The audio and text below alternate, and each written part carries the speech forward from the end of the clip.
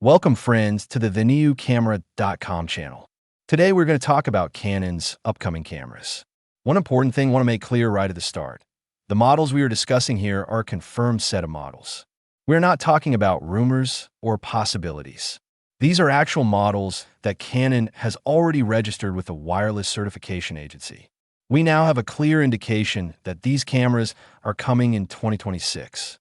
If everything continues according to the scheduled timeline, Canon will definitely announce these three models. If any additional models get registered or updated in the near future, we will of course share those details with you as well.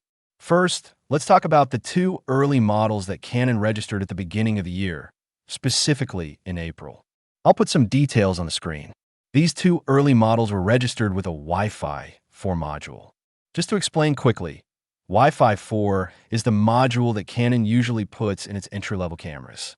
You'll find in models like the R100, R50, R10, and even the R8. Now let's figure out which entry-level cameras these are likely to be. The biggest point is that the R10 update is almost 4 years overdue. In the entry-level segment, if any camera remains without an update for more than 4 years, it becomes a matter of shame for the company. Canon will almost certainly fix this first. They have registered two entry-level models, and one of them is a near-sure shot, the R10 Mark II. If the R10 Mark II is still not announced in 2026 despite this registration, then we can safely say that Canon is planning to discontinue this line. Now let's talk about the latest Canon camera registration, which happened on July 1st. Interestingly, websites like Canon Rumors have not covered it properly yet because they are still busy with their own analysis. Why is this registration important? Just a few days earlier, Canon Rumors had posted that the R7 Mark II might not come this year at all. Shortly after that post, Canon registered a camera that uses a Wi-Fi 5 module. Wi-Fi 5 is generally used in Canon's mid-range and higher mid-range mirrorless cameras, for example, the R6 series, and it could easily be used in the R7 Mark II as well. Wi-Fi 6 is reserved for the elite models like the R1, R5 II, and R3. Since a dual-band Wi-Fi 5 module has been registered recently, we can quite clearly say that this third camera belongs to the mid-tier or higher mid-tier segment. If we shortlist the cameras that need an update the most right now, apart from the R10, the R7 Mark II is at the top of the list. After this latest registration, we can now be reasonably confident that the earlier talks about the R7 Mark II being delayed are almost certainly false.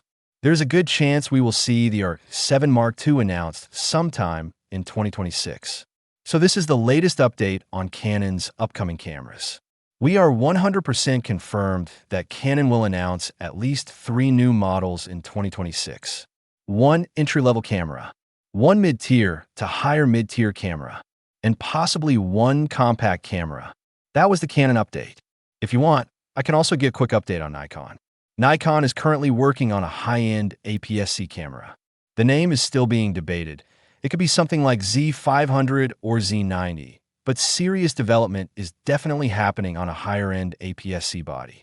Apart from that, there's also talk of work restarting on Nikon's DL series, the premium compact cameras that were never properly launched. Prototypes are reportedly active again, and there are discussions about new generation 4K integration chipsets. If everything stays on schedule and is successful, we might see an updated DL series announced towards the end of 2026 or early 2027. I will make a separate, detailed video covering all the upcoming Nikon cameras. Coming to Sony. Last year, Sony released a firmware update for the ZV-10 II. Expecting a completely new camera in the ZV-10 series in 2026 is still just speculation at this point. On the higher end, Sony's FX5 is expected to be announced in just a few days. If you want, I will make a detailed video on that as well. Recently, Sony also announced the RX10 Mark V. I have to say I was a bit disappointed. After 9 long years since the RX10 IV, they finally updated the model, but they used the exact same sensor that was in the 9-year-old camera. Many existing owners are already saying, why should we spend so much money just to get the same image quality again? Sony really should have put a new sensor in it after such a long wait. So that was a short update on the upcoming cameras. These are today's updates. I will keep coming back with new videos. Thank you very much for being a part of this channel.